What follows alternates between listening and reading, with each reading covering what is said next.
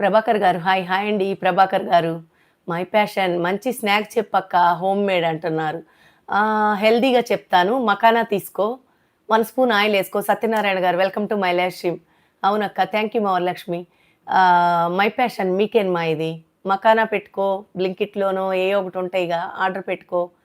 ఆహ్, బిగ్ బాస్కెట్‌లోనో అది తీసుకొని 1 స్పూన్ నెయ్యేసుకొని, దాంట్లో ఉప్పు, కారం, కొంచెం పసుపు చిటికెడేసుకొని, సిమ్ మీద పెట్టి మాత్రమే. వేసిన తర్వాత వెంటనే వేసి జస్ట్ మొత్తం కలిపేలాగా బాగా మిక్స్ చెయ్యి.